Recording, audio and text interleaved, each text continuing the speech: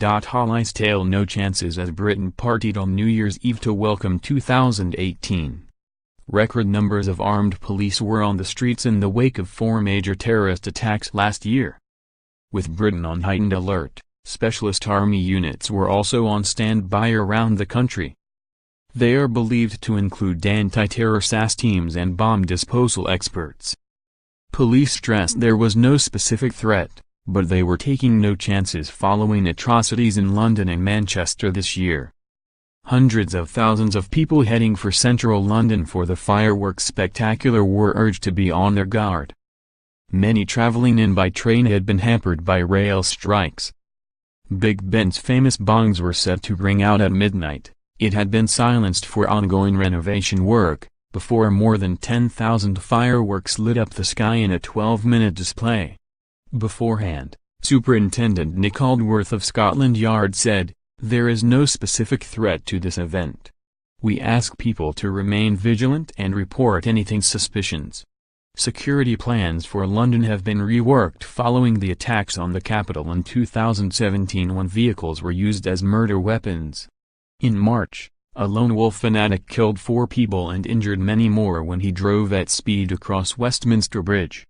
The killer stabbed PC Keith Palmer to death inside the precincts of Parliament before he was shot dead by a Scotland Yard detective. 3 months later, a van mowed down and killed 3 people on London Bridge.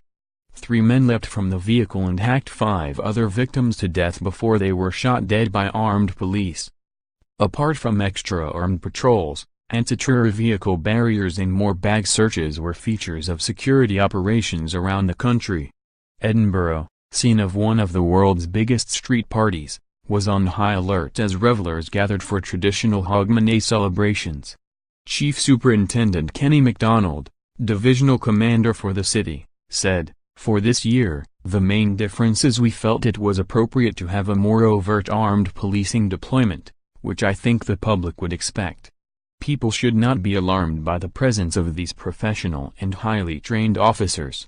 He added, "They are being deployed purely as a precaution.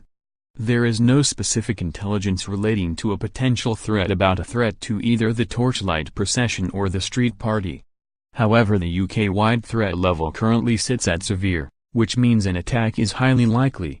New Year parties got underway in other major cities, including Manchester, where 22 innocent victims were slaughtered by a terrorist bomb at the Ariana Grande concert in May. Last year was one of the busiest on record for the security service, MI5, and counter-terror police units. The agencies were running at least 500 live inquiries on any day, which could involve about 3,000 suspects. There were also roughly 20,000 subjects of interest to keep under scrutiny. A security source said, 2017 was a big year and this year will be no different. Veterans in the field of counterterrorism say this threat could last for another 2 or 3 decades.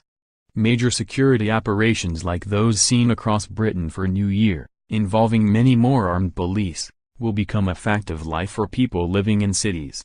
Partygoers heading for London by train were hit by strike action, particularly to services in and out of Waterloo. Members of the Rail, Maritime and Transport Union on South Western Railway and Cross Country walked out for 24 hours in protest at proposed changes to the role of guards on trains. In September, an explosion on a tube train at Parsons Green, West London, injured 30 people. There was also an alleged terror attack in June outside a mosque in Finsbury Park, North London, which left 1 man dead.